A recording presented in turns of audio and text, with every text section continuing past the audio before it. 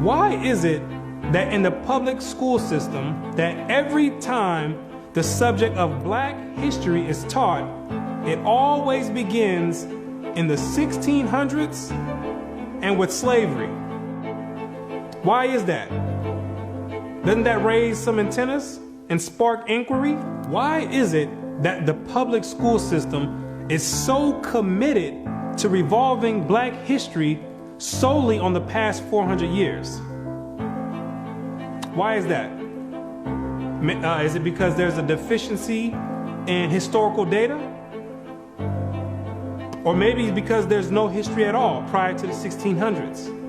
Maybe Black people just poofed out of thin air, sporadically, landed on slave ships, and they said, hey, we got a new species here, and start importing and exporting them all over the world. Maybe that's what happened. The question arises, what is the drawback on this history? Why does it keep being withheld? What's the big idea about it? Why is it being held hostage? That's the question. Why can't it be expounded on? 100 years prior to the 1600s? 300 years, 500 years, 1,000 years? Why is that information not being revealed? What's the big secret? What's the mysticism about it? What you're gonna come to realize is that your identity is the biggest kept secret on the planet Earth. Oh, you thought that NASA and the space station and the secret missions being conducted by them, oh, you thought that was the biggest kept secret on Earth. No, this is bigger than that. You thought that the government and the CIA and the FBI hiding information about UFOs and Planet X and Nibiru and aliens, you thought that was the biggest information and biggest kept secret. No, this is bigger than that. The elite Confederate has spent billions of dollars and constructed an innumerable amount of psychological stratagem to ensure that you never received and acquired this information that's about to be put out. You're about to receive pertinent information from some of the most reputable biblical scholars, historians, and archaeologists. And they all know something that you don't know. And that's your identity. Ham, the youngest son of Noah, born probably about 96 years before the flood, and one of 8 persons to live through the flood. He became the progenitor of the dark races, not the Negroes, but the Egyptians, Ethiopians, Libyans, and Canaanites. Wait, the churches and the pastors, which are set up by the government, all teach in unison a doctrine that all Black people come from the seed of Ham. But once you open up scholastic sources, you'll find out that the biblical scholars say something totally different from what's taught in Orthodox Christianity. What do they mean by Ham is the father of the dark races but not the Negroes? The Negroes themselves are a dark race of people, so how can you say that Ham is the father of all these dark races and exclude the Negroes? What are the biblical scholars trying to convey? What the biblical scholars are saying is that you're not African. There's only 4 families according to the Bible that make up the native population of Africa, or the land of Ham.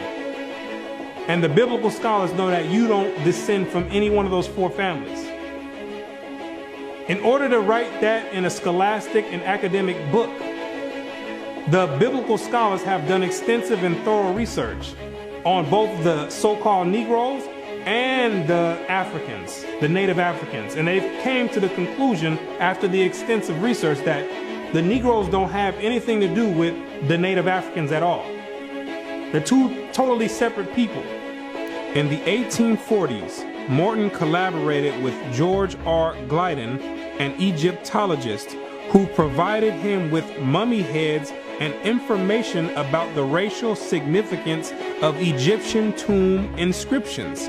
In Crania Aegyptiaca, published in 1844, Morton pointed out that both cranial and archaeological evidence showed that the Egyptians were not Negroes. In 1840, Dr. Morton was trying to find out the racial origin of the so-called Negroes that were in America in slavery. So he got together with the Egyptologists, which supplied him with the mummy heads, and what he did was conduct an extensive research on the cranial remains of the heads in Egypt, in contrast to the cranial remains of the heads in America. And what he found out is that the Negroes that were in slavery were not Africans. He found out that the skulls were two totally different types of skulls. The Negro's head was longer than the Egyptian head. The physical characteristics from the outside look similar, with the thick lips and the broad nose.